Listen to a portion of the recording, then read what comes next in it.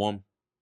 First and foremost, I want to give all praises, honor, and glory to Yahweh, Bahasham, Yahweh Shai, Bahasham, Racha Kodash. Double honors to the elders and the apostles of Great Millstone, and peace and blessings to the elect. And today we're going to go into the book of Genesis, the 47th chapter.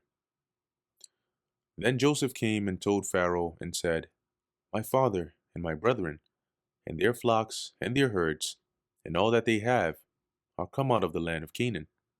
And behold, they are in the land of Goshen. And he took some of his brethren, even 5 men, and presented them unto Pharaoh. And Pharaoh said unto his brethren, What is your occupation? And they said unto Pharaoh, Thy servants are shepherds, both we and also our fathers. And they're likely speaking through an interpreter at this point.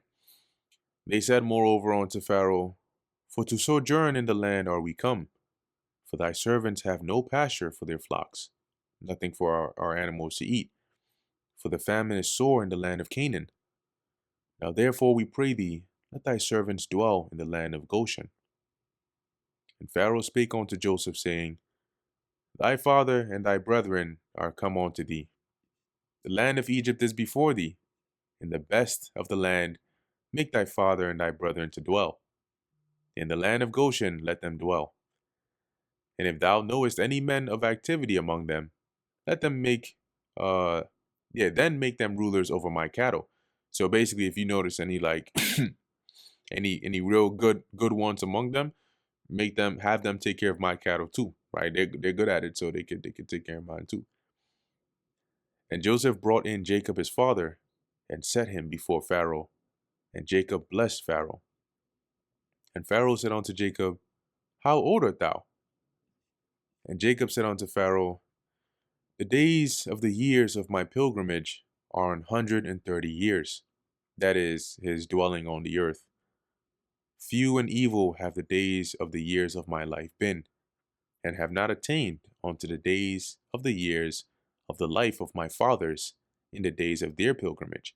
That's why he considered it few, because it wasn't, he's saying, I wasn't able to even reach the years of my fathers, Isaac and Jacob and so on. Salaki, Isaac and Abraham and so on. And Jacob blessed Pharaoh and went out from before Pharaoh.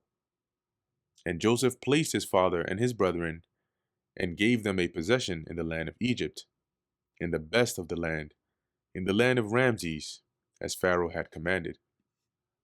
And Joseph nourished his father and his brethren and all his father's household with bread according to their families. So they always had provision, they had food to eat, and they were good, they were well taken care of. And there was no bread in all the land, for the famine was very sore, so that the land of Egypt and all the land of Canaan fainted by reason of the famine. So it just kept intensifying. And Joseph gathered up all the money that was found in the land of Egypt and in the land of Canaan for the corn which they bought. And Joseph brought the money into Pharaoh's house. So Joseph made Pharaoh really, really rich. And when money failed in the land of Egypt, so eventually when they ran out of money, and in the land of Canaan, now imagine how much money Pharaoh had to have had to where the inhabitants of Canaan and in Egypt ran out of money. And all the Egyptians came unto Joseph and said, Give us bread, for why should we die in thy presence? For the money faileth, so we don't have any more money. But we need food. We're hungry. And Joseph said, Give your cattle, and I will give you for your cattle if money fail. So if you don't have money, bring me your cattle, and then we'll trade that way. And they brought their cattle unto Joseph, and Joseph gave them bread in exchange for horses, and for the flocks, and for the cattle of the herds, and for the asses, and he fed them with bread for all their cattle for that year. And when that year was ended, they came unto him the second year, and said unto him, Oh, we will not hide it from my lord, how that our money is spent. My lord also hath our herds of cattle. There is not aught left in the sight of my lord, but our bodies and our lands. So We gave you all our money. You have all our cattle. We don't have anything left but us and our lands, but we need that food. Wherefore shall we die before thine eyes, both we and our land? Buy us and our land for bread, and we and our land will be servants unto Pharaoh. And give us seed, that we may live and not die, and that the land be not desolate. So they basically offered to sell themselves to become servitude unto Pharaoh so they could get something to eat. See how great of a motivator hunger is. And Joseph bought all the land of Egypt for Pharaoh, for the Egyptians sold every man his field, because the famine prevailed over them. So the land became Pharaoh's. And as for the people, he removed them to cities from one end of the borders of Egypt. So he placed them in cities, even to the other end thereof. Only the land of the priests bought he not, for the priests had a portion assigned to them of Pharaoh, and did eat their portion which Pharaoh gave them. Wherefore they sold not their land. So the priests, they were good. Then Pharaoh said on, and this is the Egyptian priests. Then Pharaoh said unto the people, Behold, I have bought you this day and your land. Slakia. Joseph said unto the people, I have bought you this day and your land for Pharaoh. Lo, here is seed for you, and ye shall sow the land. And it shall come to pass in the increase that ye shall give the fifth part unto Pharaoh. So basically, of all your harvest, a fifth would go unto Pharaoh, and 4 parts shall be your own, for seed of the field, and for your food, and for them of your households, and for food for your little ones. And they said, Thou hast saved our lives.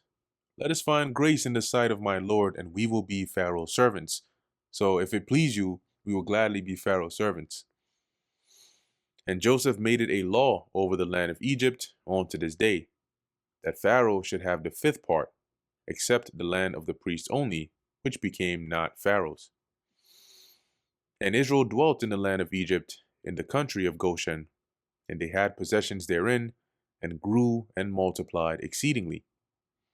And Jacob lived in the land of Egypt 17 years. So the whole age of Jacob was 147 years. And the time drew nigh that Israel must die.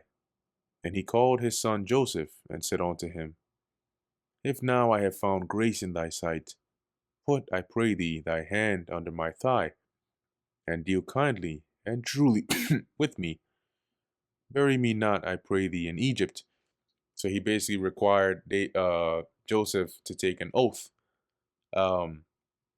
just as Abraham required his servant to take an oath. And he says here, but I will don't bury me here in Egypt, but I will lie with my fathers, and thou shalt carry me out of Egypt. And he said this to Joseph because, remember, the Lord told him Joseph would cover his eyes or put his hand on his eyes. You know what that means. That was in a previous chapter. It says, And thou shalt carry me out of Egypt, and bury me in their burying place. And he said, I will do as thou hast said. And he said, Swear unto me. And he sware unto him. And Israel bowed himself upon the bed's head. Look at that. The sun and the moon and the 11 stars made obeisance to him. So that dream, you can see, wasn't just for nothing. Anyway, that brings us to the end of the book of Genesis, the 47th chapter. Lord willing, that was edifying to the elect. In closing, I want to give all praises, honor, and glory to Yahweh, Bahasham, Yahweh Shai, Bahasham, Rechak Wadash. And until next time, Shalom.